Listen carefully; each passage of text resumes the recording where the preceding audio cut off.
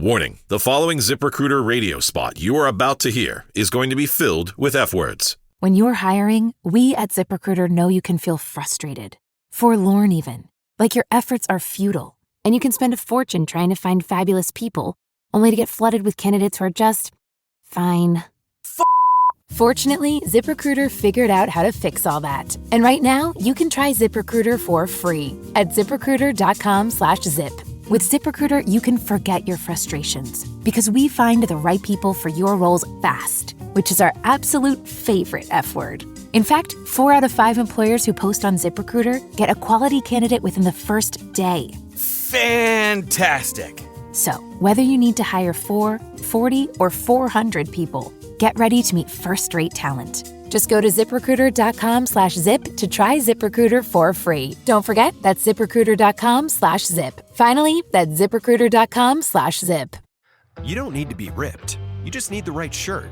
Epic Fits gives you a clean, confident silhouette, snug on the arms, soft on the skin, generous where it counts. And with deals like $15 per tee, they won't break the bank. Visit EpicFits.com today. Epic Fits. T-shirts that get it. Sports Card Nation, the hobby is the people. Weekly news and interviews, it's your number one source. Sports Card Nation, the hobby is the people. Sports Card Nation. What is up, everybody? Welcome to episode 350. That is crazy. Halfway to 400 now. And when you think about it, you know, it's just a once a week show. And that's something else. All right, enough doting on that. We've got a great show. Part 2 of our On Stage at the National in Chicago, National 45, Sports Card Nation Live. On stage with Tony De Marzio and Tony Leebrick.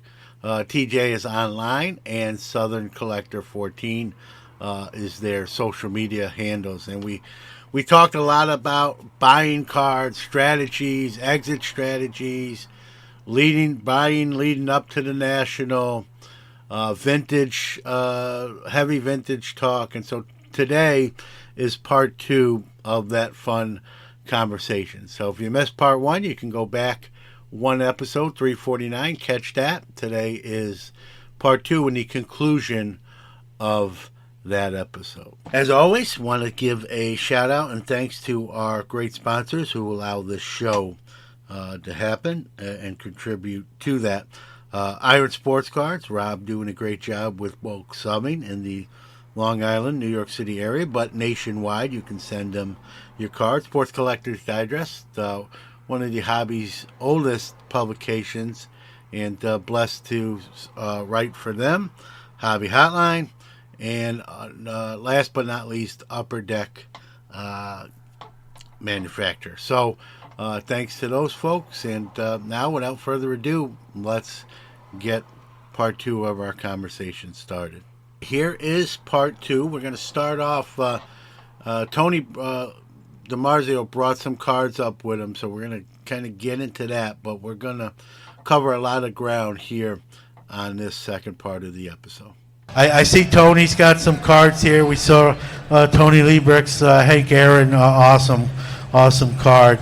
You know, we talk about, you know, with vintage, right, certain players, certain cards sort of are better values, if you will, than others. Like we may love them all, and I do, but there's certain cards that certain cards we all know. Like one off the top of my head, it's the low hanging fruit, right? Mickey Mantle never goes down, right? And if anything, always gonna have an up arrow, or always you're rarely gonna lose or sell it for less than you paid for it. Talk about that aspect when you're acquiring cards, looking long term, when maybe there comes a day, like Tony said, like he sells cards to buy new ones. You both do. I do that as a dealer when I set up at shows. But talk about certain aspects or certain players and cards of the hobby sort of being better for that long term, if you will. Go first? Yeah, go ahead. All right. So, when it comes to any kind of cards, and this is going to hit home to the modern collectors and even the vintage collectors like us, who remember how our childhoods went, and we have children ourselves. When you buy sports cards, I think you need to think of it as any other form of investment. There's an exit strategy. And if you're buying cards for fun, like I probably have the world's greatest Steve Jeltz collection, that's fun. If the cards, the holders themselves cost more than the cards. So that's my fun part of the hobby. But when you start buying Clemente and Mantle and these modern players like the Crow Armstrong and Harper, you got to work, and even Trout. Trout's a big lesson. You need to think about the extra strategy, because if you want to upgrade into a bigger card, or if you have to sell the card for whatever reason, you got to think about how easy it is to move that card. How liquid is it? And I think from folks my age growing up in the 1980s, we found out from Wally Joyner and Jose Canseco and Kevin Moss and Jeffries and all those others, the exit strategy don't besmirch my man, Greg Jeffries. The exit strategy wasn't our future 401ks or the retirement plans like the USA Today articles we're all talking about. So with that in mind, I value players who no longer play. Even if it's a recently retired player, I feel much more comfortable investing in that person, because when you're spending a set amount, regardless of what that number is, it's a form of investment. So I just think we need to keep that in mind when we buy.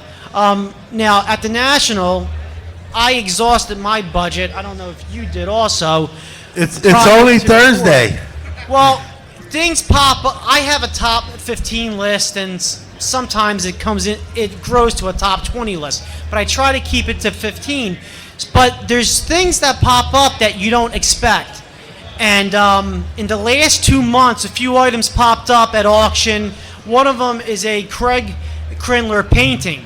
So I was able to pick up the Honus Wagner painting. This isn't the big one, the 16 by 20. It's a color sample. So when this popped up on eBay, of all places, I just felt like I had to have it. So I moved inventory, and that's where the exit strategy in the hobby comes in. So when you think of exit strategy, I would just say think of Babe Ruth and Mickey Mantle as good examples. And Jackie Robinson. Big time. Jackie Robinson's unique because when I was collecting, when I was my son's age, Jackie cards weren't as liquid as they are today. De Marzio and Yastrzemski, they were more liquid in my opinion.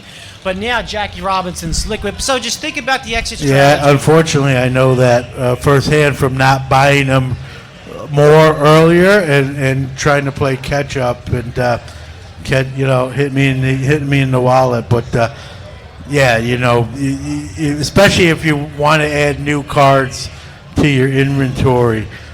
Go ahead. Now, the last example I'll give, in some situations where I can't move 20 Mickey Mantle cards to afford two 1914 and 15 Cracker Jack Walter Johnson and what's the other? Honus Wagner. I was able to do that in March.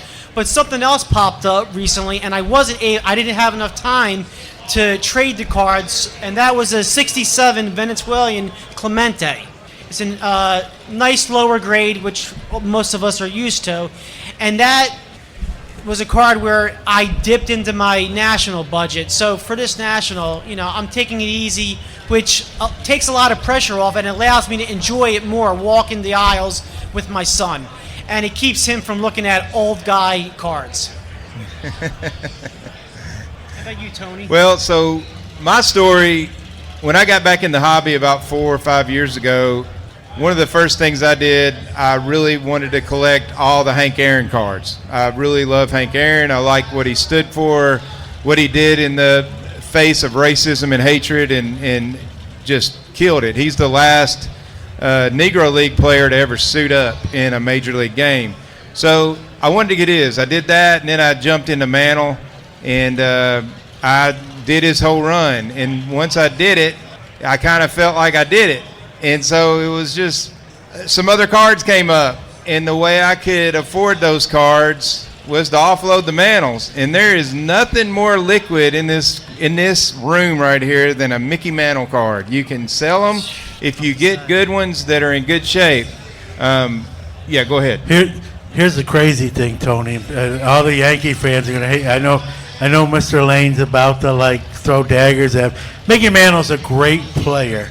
I don't think that goes without saying. But you look at some other guys from that time, you could make an argument. Maybe Willie Mays was better, or Hank Aaron. They're all Hall of Famers. No, my saying is you're not kicking any of them out of bed. No. But Mickey Mantle playing in New York, the Mecca, especially at that time. But it still holds true, like you just said, all these years later, right? And listen, Mays is another one that probably falls into. But I still think he's almost underrated. I don't know if you guys agree, hobby-wise. Maybe not player-wise, but hobby-wise. I think sometimes his stuff brings something and be like, man, it could have brought more. That's a great buy at that level. Yeah. Just something that Tony said was, it's interesting because when we did our transactions, we really didn't talk too much about it at the time. We let each other know what we were thinking, but I just found it interesting, and a lot of other folks do the same thing. Mantle's the first player who we look to when it comes to liquidating, and probably the first player we look to replace those cards down the road. Yeah, exactly. So with me, when something big came up, and that big card, my Grail card growing up when I was a kid was a 52 Mantle, and I got that a couple of years ago, and it sat on my bedside table for about 3 weeks watching me sleep. It was my baby. I took it to work with me and set it up against my lamp on my desk so it could watch me work. Your door's locked, right? Yeah, okay. Exactly. And I love the card, and I still do. But then there's another card that came up, and it's a 1950 Toleteros Josh Gibson card, and there was only 30 of them in the world, and he's the greatest Negro League hitter of all time. And when the Major League stats went official, he's now the leader in batting average, he's the leader in slugging percentage, and the leader in OPS, passing Babe Ruth and Ty Cobb. Now, you can debate whether that's crazy or whatever, I don't care, but it's a fact. And the guy, if he wasn't banned from playing in the white major leagues, would be on par with anybody that we would talk about in this room today. So I wanted that card. How could I get that card? Well, I had to liquidate some cards, and I had to do it fast. So the 52 Mantle went. I made about 15 grand off of it. I had 2 signed 1955 Jackie Robinsons. I moved that within 24 hours. And then the third one was a 1915 Cracker Jack Honus Wagner. Now, I had collected these over years, but it was like putting money in a bank account. And so I was able to raise $100,000 in 36 hours and was able to make that deal. It was another collector that was selling it, reached out to me, and I couldn't turn that down. So I got rid of important cards. Now, the 52 Mantle, I absolutely want another one, but I'm going to have to save up for that bad boy or sell some different cards. I noticed 3 people got up when you talked about getting rid of the Mantle. So apparently they were here to buy it, and now that they heard you didn't have it. But here's the deal with those. The Mantle, there's 3,000 of those. I can go to Ash's table right now and buy one. He has 8, okay? Every big auction has those. There's the 15 Honus Wagner, the Cracker Jack.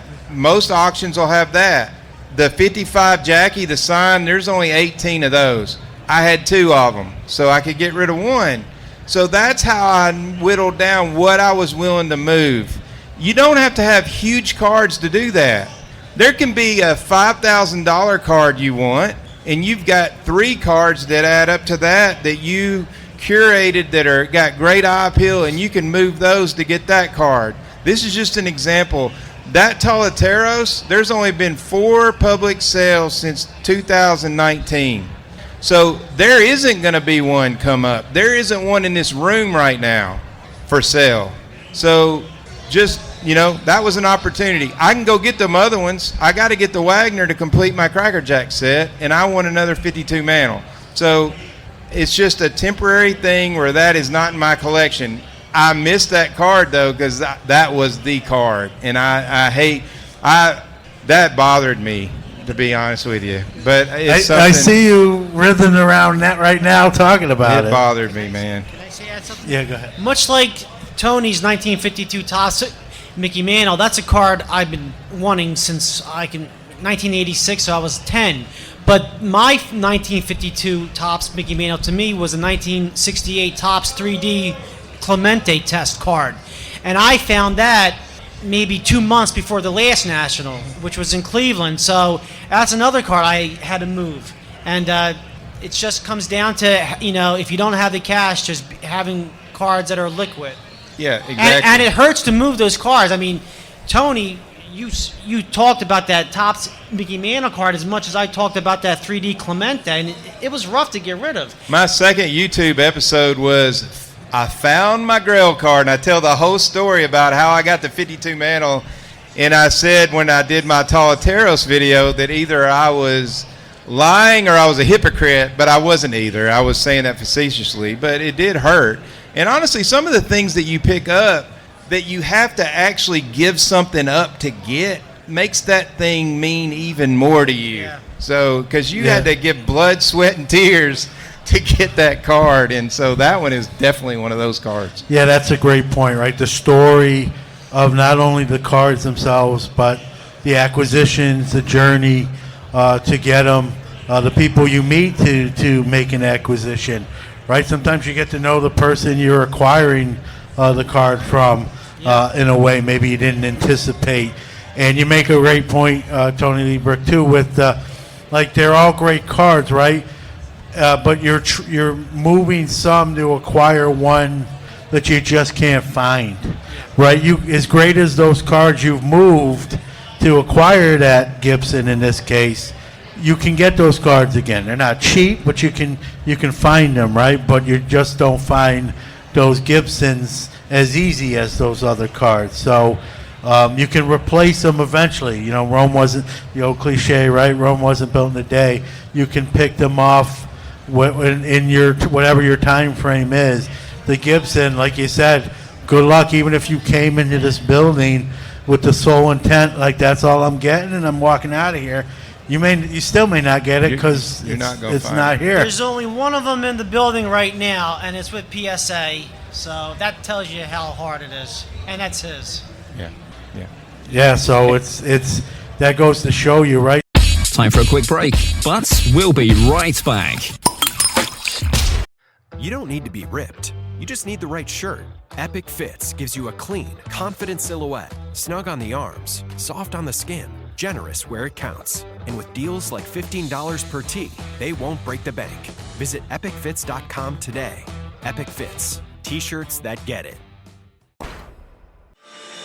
For nearly 50 years, Sports Collectors Digest has been the voice of the hobby, bringing you comprehensive coverage of the sports collectible industry. From industry news, auction results, market analysis, and in-depth stories about collectors and their collections, Sports Collectors Digest has everything you need to know about the hobby. SCD is also your leading source for listings of sports collectible dealers, card shops, card shows, and the latest from the industry's top companies. To check out all the latest news or to subscribe to the hobby's oldest magazine, visit sportscollectorsdigest.com or call 1-800-829-5561.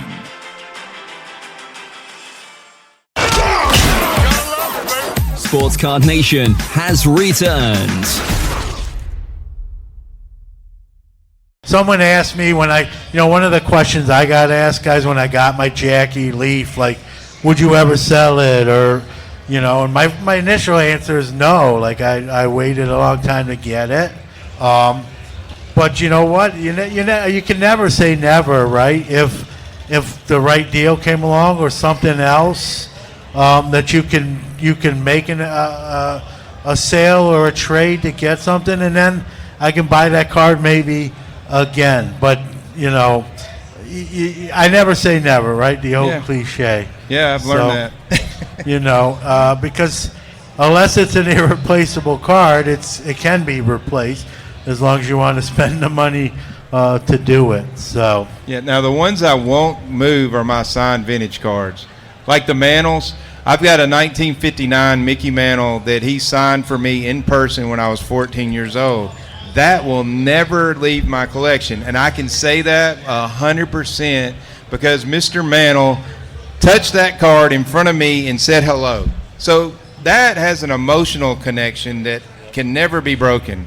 So that'll go to one of my kids or something. But the other ones are just they're awesome, but they're currency. Let me ask you this: with the Gibson, we've already spoke of the significance of him, the player, of that card being very, very scarce and rare.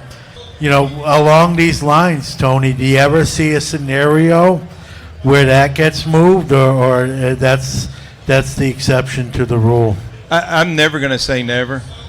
I mean, I don't know. For right now, I'm fired up to have it, and it's in my PC. And I'm going to cherish it, and I love the fact I have it. I love his story. I read the book, and I've done a lot of deep digging into the Negro League history and that sort of thing, and I just really, I don't know, I'm into it. So honestly, I can't ever say never. The only one of my collection I can say that about is that Mantle. Yeah, that's it. Tony De Marzio, do you have a card, maybe not here, obviously, but do you have a card that you can say never or no? The 68 Topps 3D Clemente, because I'm one away from the set, and I'm also working on the extended set. There's a few cards from that set that are considered proofs that were never made it into packs. And that's I have a 69 Topps Mickey Mantle signed, and I'm the second owner. The original owner had it signed at the first East Coast National, and the person also was able to take photographs of Mickey signing the card. DiMaggio's also in another picture. So that might be another one I would probably never move, just because even though it's not like Tony, I didn't get it signed personally, but I know that it was done, and it has provenance to me. You mentioned Greg Jeffries earlier. I have 3 binders of Greg Jeffries rookies in my garage that will never get moved. And my wife wanted to throw them out, and I said no. They stay in the garage. So I'm obviously kidding. Tony, I see you have some cards. I don't know if you wanted to bring something up here or talk about something. Coming in Chicago, I really wanted to bring my signed '83 OPG Ryan Sandberg, but unfortunately I forgot that home. But I did have a few pickups here. For those who collect Robin Roberts or other Phillies, this is a 1948 Philadelphia Bulletin. Robin Roberts, it was one of the first cutouts, and you would cut it out. It came, it actually was issued in a newspaper that came out only on Sundays, and it has comics on the back. And I just thought it was really cool, and I'm a Robin Roberts collector. Also had a chance to pick up my first 2 Japanese cards. Much like the 68 Topps 3D test cards, this is a 1971 Kayabaya 3D Ho card, and I just like how it looks. And I'm a Smokey Joe Wood collector, and this card means a lot to me because it came from a friend. It's part of how I had money to buy Cracker Jacks. This is a 1916 M1014 blank back Smokey Joe Wood. And 2 other cards I'm going to show quick. My son's here, and we picked up a Cooper flag. I won it in a. Anthony talked me into doing some contest, and it's a BGS 9.5 Cooper flag. It's my first modern basketball card purchase in a while. And the last one. Is it yours or his? Yours or mine? And then the last one is a 1996 Ichiro Japanese card. It's a lenticular 3D card, and I thought this was pretty cool. And it's a PSA 8, and I'm looking at it, I'm like, wow, this looks nice for a PSA 8. I'm not sure why it's graded higher or lower, but it's just cool because it's something you don't see every day. And as I progress in the hobby, I'm getting more into the things you don't see every day, what some people call oddball, food test regional, foreign. I just think it's pretty cool. And the last thing I picked up at the car ladder booth was deodorant. So if anyone runs out of it, or you walk by a person who needs one, just... And if you have a really tiny armpit. I was going to say, that looks like it should last about 30 minutes, and you got to go back and get another one. But, yeah, like the old joke, right? Deodorant and comfortable shoes. And most people smell good. That part's good. And but, yeah, those are all great cards, right? How about, when we talk about, like, the lenticular cards, right? It seems like we appreciate them more today than we did even when they first came out. I remember being a kid with the Kellogg's releases, right? Yeah. And pulling them out of the cereal boxes. And they were cool, but I didn't love them. But today I buy them, and especially if they're uncracked and not curled, and I'll get them slabbed. And speaking of that, I have one for you. And we appreciate stuff sometimes more now than at the time we lived through them. Like, it's just funny how that goes, you know. Even like for me, I used to hate exhibit cards.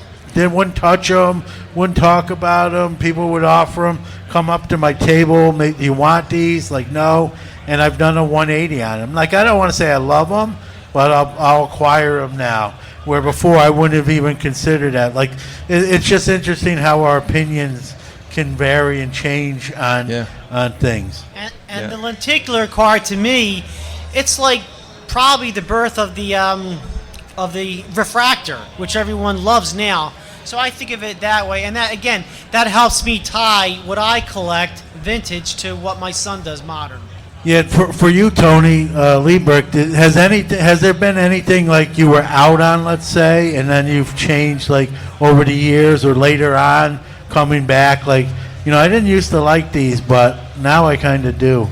Well, when I first got back in, I was into vintage. I thought some of the strip cards were kind of ugly, and then I got into the Black Sox history and started reading a lot about that, really got into Shoeless Joe Jackson and started collecting his cards.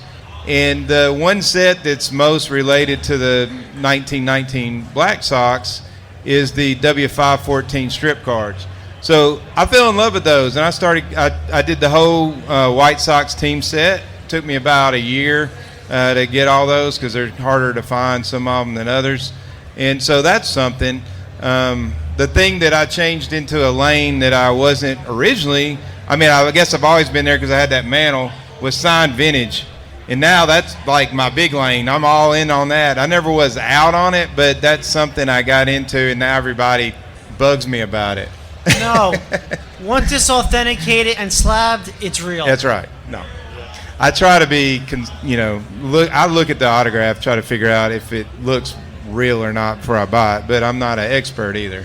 Got a few minutes left, guys. I guess it was announced that the 2028 National will be in Atlanta, closer to you. Kind of your thoughts being from the South, seeing in Atlanta. Do you like that? Indifferent? Where do you fall on that? Yeah, I like it. I go to a big convention there at the Georgia World Congress Center, which, if you don't know, is right by where the Georgia Dome is. So it's in that downtown Atlanta corridor. You're not going to walk to a lot of places to eat down there. It's more of it's not industrial, but it's more like just buildings like where you work. So is it like Cleveland was a little bit, where there's nothing too much around it? No, because it's Cleveland, the big X Center wasn't downtown. No, it wasn't. Atlanta's dead downtown. Oh, okay. And so so if you're going to go, the ideal place to stay is it's called the CNN Center, and there's a big hotel right across the street, and you just it's kind of attached to it. You can stay in places downtown. They have a really extensive metro system, which is subway. Yeah, so you can stay in the peripheral part if you want to, where there are restaurants, and you can get on that subway every morning and take it, and you get off right underneath that Atlanta, the Georgia Dome area. So that is a very important point, because if you've never been to Atlanta, what you need to know is the traffic is unbearable. So you need to either be by a subway or you need to be in one of those hotels within walking distance. The Georgia World Congress Center you're going to like much better than this setup because it's one humongous room and the ceilings are high, so you can actually get an idea. You can see things better. Yeah. And it's easier to find your way around. But the room is so big that when you look to the other end, you can't hardly see the other wall because of the curvature of the earth. So it's going to be a better setup as far as this, where it's going to be kind of laid out like a city with city blocks with numbers. This is kind of curved, so it's a little more difficult to get your bearings. You're going to like that better. But again, stay where there's a metro and stay near the place. One of the two. Do not try to drive there and park. I used to attend the Peach Bowl. I'm a big college football fan, and once you started talking about it, then my memory came back. The senior moment passed, and Yeah. So now when we try to book the hotel, even though we have a couple years, everything's booked, right? Yep, Thanks and to Tony. learn to talk Southern. Okay, just talk slow. Well, there you go. Some insider tips for the 2028 National 3 years in advance, right? But good advice there. All that stuff can help you navigate an already big show, right? Guys, we have like a minute or two left. First off, thank you for agreeing to come up here and share the stage with me. We could do a whole nother hour probably if we had to, but just to kind of give out where people can see your content, what you're doing.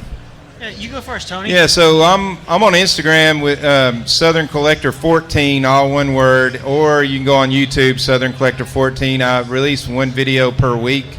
My niche is baseball history tied into the hobby, but I also like to do interviews with guys that have really awesome collections who are experts in certain lanes, and they share their knowledge and their cards. It's a really, really cool thing to see.